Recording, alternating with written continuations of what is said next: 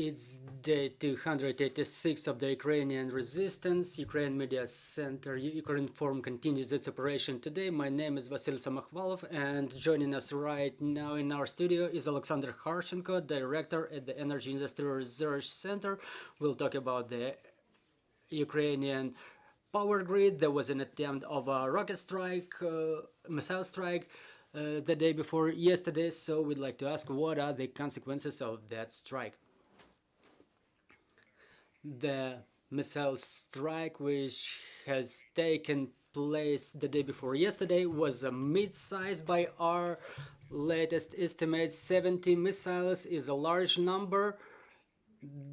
That's the number that air defense systems were able to successfully work on, and the physical protection means that were installed on a number of facilities and engineer solutions that were installed in the facilities, and certain solutions were applied in the energy grid, which resulted in absence of large-scale problems in the scale of the national grid. The system kept operating in a stable way. There was significant damage on the power grid installations in certain regions.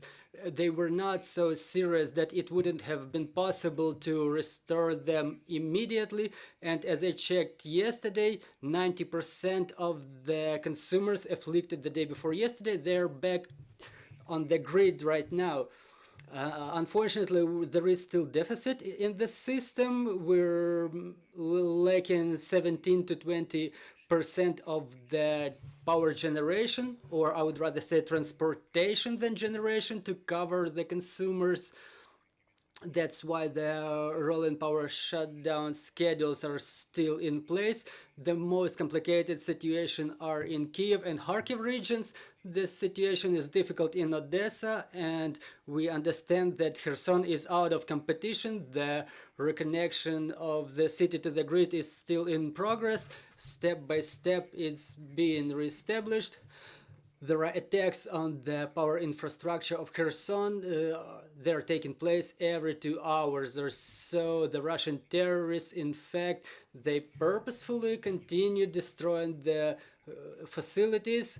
There are emergency teams going on missions in different locations, but still the works are in progress. The restoration is in progress, and we are happy. As the energy technicians, we're ready that the measures taken help to maintain the system, that everybody is still in the grid. The grid is integral, and we keep on restoring it. There is an information. Seems like the Russians, they know where to strike and how to strike. How can it happen? Is it some specific person? Is it their intelligence? Why does it happen in the way it does? Well, first of all, it's not like that they know where to strike and how to strike, but they build a scenario for every single attack.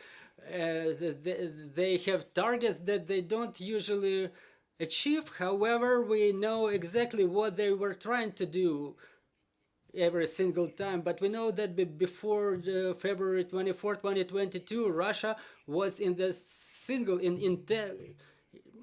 or I'd rather say Ukraine was an integral part of the grid of Russia, Ukraine, and Belarus. And after February 24, we got disconnected from that grid within a couple of hours. And people who physically did it, they went to their homes, and they've heard the explosions of the Russian missiles. So in fact, the Russian power technicians, they know exactly what is located in Ukrainian power grid, just like our technicians know what is where located in Russian and Belarusian power grid. To me, it's a paradox, because we understand that Russian power technicians show it to their military at the level of the maps, like there is a dispatcher post, you have to target there, and they know those people personally. So those Russian technicians, they know those Ukrainian technicians in the dispatcher post personally. They were communicating before, and I honestly hope that the large number of Russian power technicians will end up in The Hague, because the way they act, showing the targets for their military, is beyond evil for me. One more question. Maybe it's a Russian information campaign or psychological warfare. Ukraine, notwithstanding the attacks, keeps exporting the electric power. How to explain to the people that it cannot actually happen physically? How to explain this phenomena to the people? Well, the first fact, the statements about the power export is straight lies. So the people who talk about it, they know exactly that they lie. Secondly, what's going on in the real life and how it happens, how we can see that it's lies in the very specific way. There is an organization called In Swiss on European side, and they have their information space where they post this information about the flows of electric power everywhere, including Ukraine, which is a part of European power grid. And we can see that really there is electric power going out of Ukraine physically, and in the same way it's going back to Ukraine physically. It goes through different parts of the grid usually, but it's bad to hide it, but for stabilization of our power grid, there is a way around through Europe. For example, if we need to get power for Kyiv, part of it goes through Europe, or the same way it goes for Odessa, coming back to Ukraine through Europe, and it assists to the level of resistance that we can demonstrate at current phase. The resilience of the system that we demonstrate, without such technical solutions, it would be way more difficult for us, and is the objective reality. It works in this specific way, and in that very specific website there is information posted about the export and import of electric power for all the countries which are the members of this INSUI. So Ukraine, we can see that Ukraine works in balance. We can see the amount of electric power going to Europe and coming back to Ukraine. The questions in the studio. Good afternoon, Yana Koloda, Ukrinform, and my question is as follows. Based on all the losses already suffered by Ukrainian power sector, how many time will it take us to renew it to the pre-war level? Well, we will hardly renew it, rebuild it to the level which was pre-war, because it will be a different configuration. We will have different goals, but let's imagine we already won today and we start rebuilding our power grid. Within 2 weeks, all the consumers would have been living in a normal rolling power shutdown schedule and would know for sure when they will be switched off. Then in the next 2 to 3 months, the shutdowns would have been in the past, and people would have been getting electric power on a 24/7 basis. But saying that we will rebuild the system until the pre-war level, we will need 2 years and a half to have normal reserves in a quality and modern way, in view of the fact that we want to have more efficient power grid, something that would include alternative power sources there. That would take 2, maybe 3 years. Thanks a lot. And another question, Ukrainians are being asked to save the power. What are the most simple ways to preserve power? Just don't use it. As soon as you stop using it, you save it. So just don't turn off any electric power devices. Chris Sampson, National Security Media. Do you have any information on GRU attempts to try to hit the grid from cyber means that they have used in the past, like they did in December 2015 and 2016?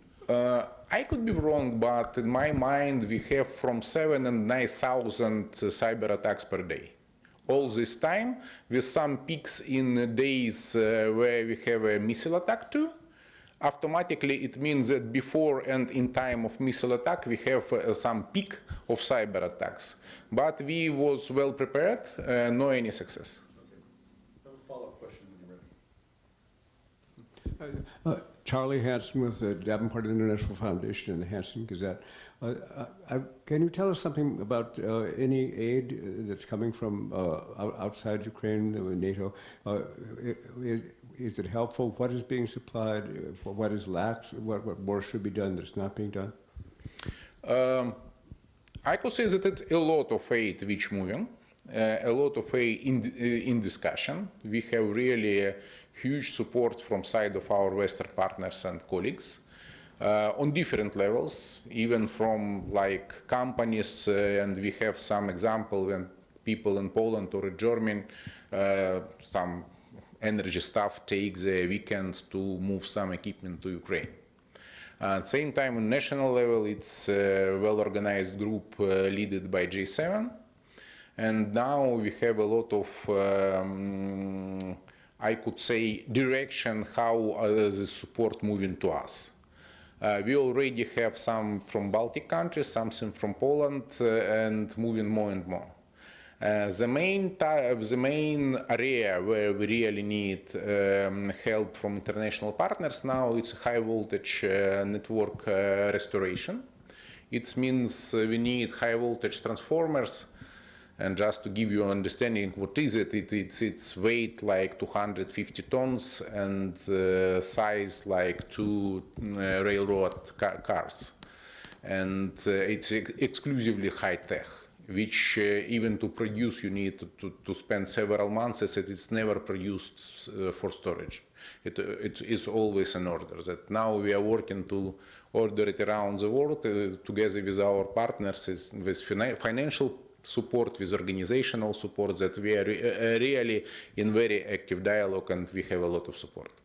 Я тут можу доуточню, чи можливо у нас такі сценарії, що ми від радянських або російських рішень I would like to detailize, is it possible that we will switch from Soviet solutions in the power grid to more up-to-date European and Western solutions, because now we're facing the problem that, yeah, we don't have opportunity to get these technical solutions. This is exactly what's happening now. This is a great job, and Ukraine as a candidate of to the EU members, we are obliged to do so. We have to switch to EU standards in all aspects of technological operation of power grid.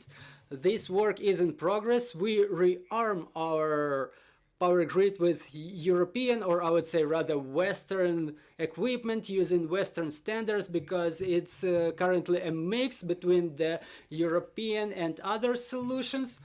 And yes, this work is actively in progress. Another question, please. Sean Carrier, Yahoo News. My understanding is there were around more than 60 power stations running throughout the country. Do you have any figures about how many power stations are still in operation, how many have been damaged, and if any, how many are offline? When we're talking about power station, first of all, you have to understand that they don't attack equipment. In many times, they attack electrical substation, which is responsible to move electricity from the station generator to the power grid. That's the main focus of all attack. If we are talking about this part of power generation, all of them damaged or destroyed. Absolutely all of them. As well, I could say that near 50% of power generation capacity also damaged in other way. It means it was shelves or missile or something which damage our coal generation in different way. Howard Dotson, Howie's Art Circles. I was just wondering if there's any coordination so that when there is a lack of energy, that people get assistance to go to where there is energy? And what's the relationship between electricity and access to clean water and heat? First of all, it's a direct connection. Yeah. Without electricity, you have no option to provide water and heating. That's why now we have a very huge focus for backup our water channels and heating, district heating, everything connected to this critical utility by the different backup on generation. Generators, gas turbine, electricity generators, and everything related. That's a big focus right now. It's not possible to cover everything, but it's possible to cover some critical elements. Я так думаю, що це було останнє питання, тим більше, що ми маємо. I think it was the last question for this briefing. We're having our next briefing shortly. We want to appreciate the participation of Mr. Oleksandr Kharchenko, Director of the Energy Industry Research Center, who told us about the consequences of the last missile strike. Thank you. See you shortly.